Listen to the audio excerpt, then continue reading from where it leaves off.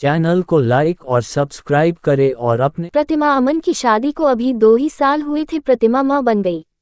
कम उम्र में बच्चे को संभालना उसने बड़े आराम से कर लिया। पर अगले 2 साल में प्रतिमा को एक और बेटा हुआ। घर में खर्चे बहुत ही बढ़ गए थे। अमन की प्राइवेट छोटी सी नौकरी, जिससे सबका लालन पालन सब ठीक ठाक चल रहा था, पर आगे बच्चों के भविष्य को लेकर अमन प्रतिमा थोड़ी चिंता में रहते थे। वो अपने बच्चों की अच्छी परवरिश देना चाहते थे।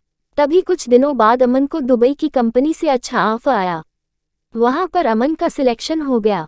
सैलरी पैकेज भी बहुत अच्छा था, पर सबको दुबई ले जाने का खर्चा बहुत होता और अमन परिवार को छोड़कर जाना नहीं चाहता था।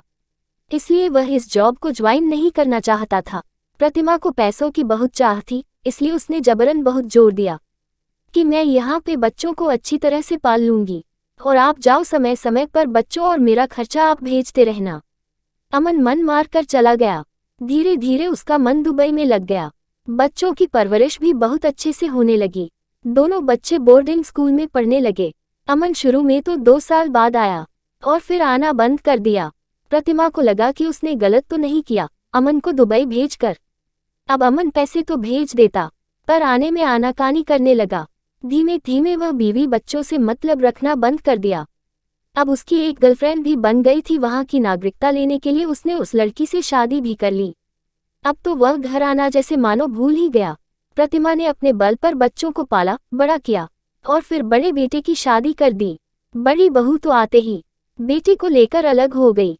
प्रतिमा बहुत टूट चुकी थी। पहले पति और बेटा, धीरे धीरे सब दूर होते जा रहे थे। उसको कुछ भी अच्छा नहीं लगता था। उसका कोई ध्यान रखने वाला नहीं था। उसका कहीं मन नहीं लग रहा था। धीरे धीरे वह बीमारियों का शिकार होने लगी।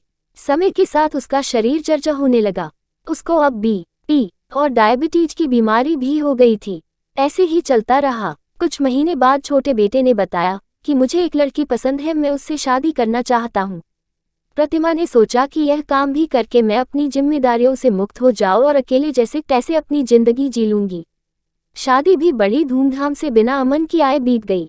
प्रतिमा को लग रहा था कि यह भी बहू मेरे बेटे सोम को लेकर चली जाएगी, और पर ऐसा नहीं हुआ। निया बहुत ही समझदार निकली। वो प्रतिमा का बहुत ही ध्यान रखती थी। उसको समय पर दवा देना, उसके साथ बैठना, बातें करना, अपने साथ बाहर ले जाना आदि सब बातों का वह पूरा ध्यान रखती थी।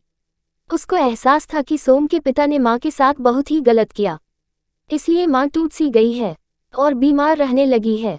निया के ध्यान रखने से प्रतिमा अब स्वस्थ होकर खुश रहने लगी, मानो जैसे उसको बहू के रूप में एक बेटी मिल गई हो। दोनों बहुत ही घुल मिलकर रहती थी। धीरे धीरे प्रतिमा जैसे अपने सारे गम को भुला दी।